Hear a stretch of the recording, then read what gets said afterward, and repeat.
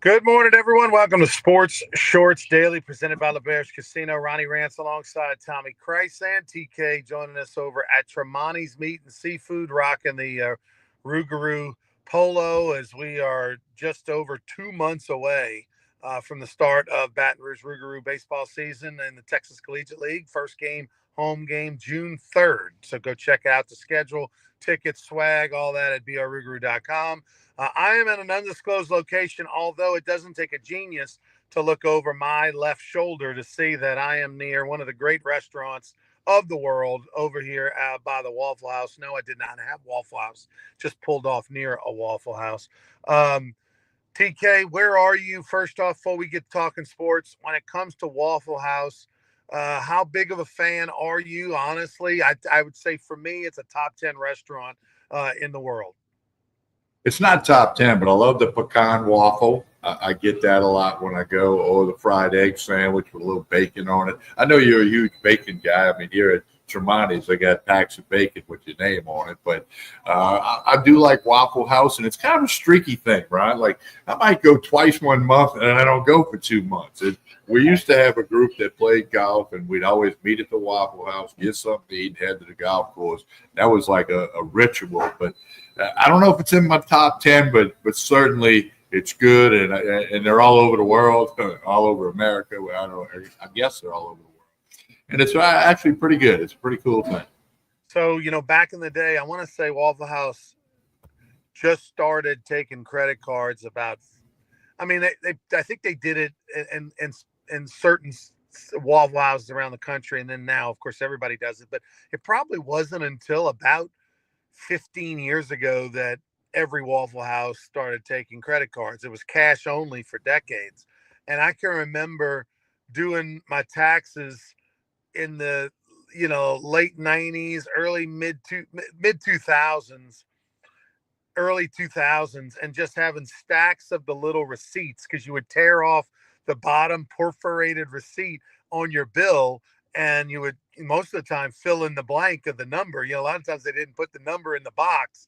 And so my deductions have gone way down since they started going to credit cards, because I'd go get a $10 meal, and in that little box, handwrite about a $20 deduction. Well, Ronnie, for many years, Pat O'Brien's only took cash, including when I worked there. And, of course, when I used to frequent it a lot. And, then all of a sudden they owed the IRS like $12 million because they claimed that they didn't, if you take cash at a bar, you can hide a lot of money, stack a lot of money, as they call it. So, but now they take it. But I remember that with Pat O'Brien when I worked there. People try to pay with a card. Nope, got to have cash. You're out of luck or whatever. But no, so Waffle House, you used to fill in the numbers kind of creatively, right? Let's switch over to sports. Last night I was on the call for the SEC ESPN network on LSU and Louisiana Tech. Louisiana Tech, a nice ball club out of the Conference USA. They were 17-11 before last night's game. Tigers win by 9, 12-3. In that ball game, interesting enough, there were 3 former LSU players that were starting for Louisiana Tech, and 2 of them, Drost, the outfielder from Barb, who's a senior, and Zeb Ruddle, a junior, who played for the Rougarou last year, both homered in the game. But that was sort of the only highlights of the ball game. Will Safford, by the way, the former U-High LSU Tiger, the other player that started for Louisiana Tech that had worn the purple and gold. LSU took care of business. It wasn't always pretty. They had 6 or 7 walks. They had a couple hit batters, but they put up a 4 spot in the first, bookended it with another 4 spot late in the game, and then won easily. Yeah, they only got 8 hits, but still scored the 12 runs. They used 8 different pitchers. I really like the Tech uniforms. I like that flag-looking thing in the number, and they had rustling on there. Yeah, I really thought that looked good. It was good to see Zeb Ruddle, a little Oppo homer, called all the games last year when he played for Rougarou. He was an all-star in the Texas Collegiate League. So good to see him doing good at Tech. Tech's one of the better teams in Conference USA, but LSU just got it done last night. They found a way to do it. 8 pitchers, only had 8 hits, didn't commit an error, but when they jumped out ahead 4-0, and it never really looked back. You never sat there thinking, hey, Lane Burroughs' team's going to come back in this game. You really didn't get that feeling at any point, even though it was a merry-go-round on the pitching mound for LSU. But they get it done. LSU got another Thursday, Friday, Saturday SEC series on the road in Oklahoma. LSU will be up in Norman, Oklahoma to take on the Sooners Thursday night, Friday night, Saturday afternoon. So they'll take that win over Tech and see what they can do against Oklahoma, who's 5-4 in league play. Oklahoma beat Texas Tech last night while LSU was beating Louisiana Tech. So should be an excellent series. I look forward. I mean, a friend of mine, a guy I used to coach, pitched at Oklahoma back in the day. But I'm curious to see their facility and their stadium, and that's going to be a good baseball series. Well, they have Todd Butler as an assistant coach at the University of Oklahoma. He's got Louisiana ties. Coached at McNeese, coached at Alabama, Arkansas, etc. Good guy. Everybody knows Todd. Daughter went to LSU. All that stuff. Cam Johnson is playing for Oklahoma, and that is really going to be the story. He going to throw? What's that? You know if he might pitch? He's in the rotation, yeah. So okay, that's going to be that adds to it. I forgot about that. The big lefty. Freshman lefty a year ago, highest rated player ever to go to LSU. Didn't work out. Kind of was out.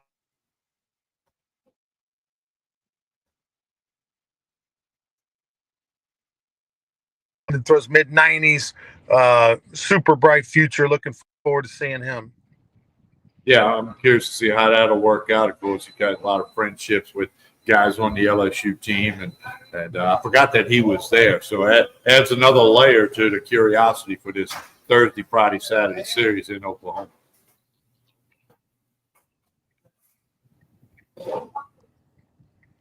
We lost Ronnie's picture there temporarily. Yeah, Tommy. Are you hearing me okay? Do what? Say that again. Can't hear you, Ronnie. Are you hearing me okay? Yeah, right now I am, but your picture's froze. But hey, let me try to. Hey, while he does that, there we go. There you go. There we go. All right. Perfect. Ryan, one other thing I wanted to mention: you got the women's and men's Final Fours coming up. 8 teams, 7 number 1 seeds. Women have a 2 seed in UConn, who may not beat Southern California if Southern California didn't lose Juju Watkins, their main player. So a lot of chalk in the men and the women Final Fours. We'll talk more about that on Friday. We'll talk about it on Sports Shorts Radio Saturday morning. So, but a lot of chalk, like we talked about a month ago before both tournaments started. You know, we talk about it from a standpoint of in the men's game, we know that it's sort of the haves and the have-nots, you know, with the way that the NIL and the players are getting paid. And now that there's revenue sharing that starts this coming summer, the gap between the mid-majors and the Power 4 conferences is going to grow bigger. And the gap between the better schools in the Power 4 conferences and the lesser schools are going to grow bigger. And with that comes less opportunity for upsets. And so we're seeing that starting now in the men's and women's game, because the women get paid too. They may not have the same budget, but they still get paid. And so the bottom line is that, you know, the days of, you know, the double-digit seed and Jimmy V running around the court with the arms in the air winning the national championship, or the days of the George Masons going to the Final Four are going to get fewer and fewer, if ever again. I agree with you completely. I know it's a small snapshot. It's 1 year, okay, with the numbers I just cited.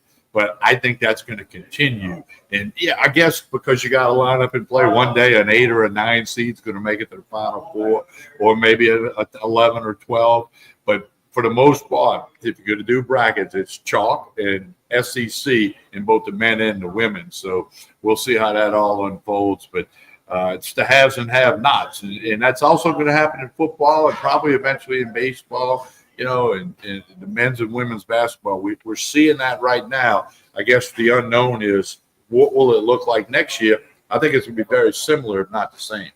By the way, we'll talk about it on Friday's Sports Shorts Daily Show. Some news in Baton Rouge on the Food Network. There's a special on Friday night diners, drive-ins, and dives where they're going to be highlighting 3 Baton Rouge restaurants, and one of them's a Rougarou sponsor. So we'll tell you about that on Friday. That's going to air this Friday night. The big story of the week is the torpedo bats. The big story of the week is what's going on in MLB. Tommy, it's the torpedo bat is so big right now of a topic in the last few days that I've had multiple people who know nothing about baseball say, hey, what's the deal with this torpedo bat controversy? You know, I mean, that's how big it is. I mean, the Marucci warehouse in Baton Rouge, the Marucci factory, can't put out torpedo bats fast enough because everybody wants to buy them. Everybody wants to try them. Everybody wants to see what all this talk is about. It's really incredible. Ronnie, I got to tell you, I got caught yesterday on the April Fool's thing. I had the MLB Network on. You know, like I do a lot if I'm at home for a few minutes. And all of a sudden they had their little jingle and breaking news. And they said the torpedo bat has been banned from MLB. And for like 4 or 5 seconds, I went, holy smokes, they can't believe they banned it. And I went, oh, wait, it's April Fool's Day. And, of course, they quickly followed it up. But, hey, Marucci's Kurt Ainsworth, somebody you and I both know, former LSU pitcher, big leaguer.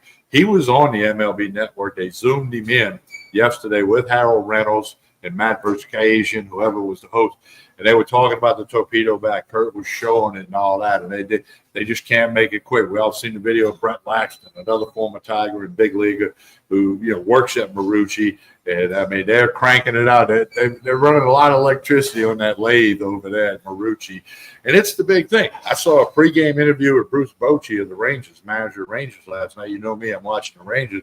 And he said, yeah, we got a bunch of guys. They asked him about it. He said, we got a bunch of guys that have put the orders in.